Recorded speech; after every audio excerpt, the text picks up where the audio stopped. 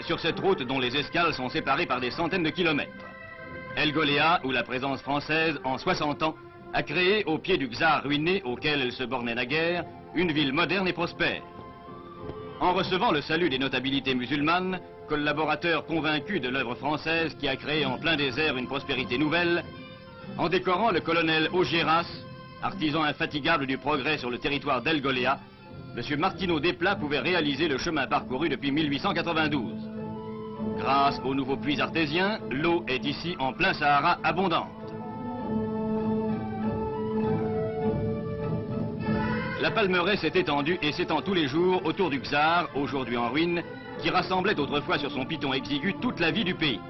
Nid d'aigle dressé en plein ciel comme une menace, burg médiévale aux ruelles sordides, décor de drames et de crimes, le Borge n'est plus qu'un observatoire qui permet de découvrir jusqu'aux dunes de l'horizon l'étendue de la palmeraie et la richesse de la ville neuve.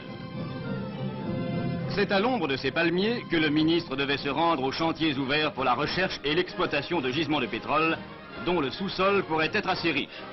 Déjà, de hauts derricks s'élèvent, et c'est en présence du ministre que le signal du premier forage a été donné. Quels résultats réservent les champs pétrolifères d'El Golea? Il est bien entendu trop tôt pour le savoir. Mais d'ores et déjà, on peut envisager une production pétrolière des territoires du sud algérien qui changerait totalement l'aspect économique de la région.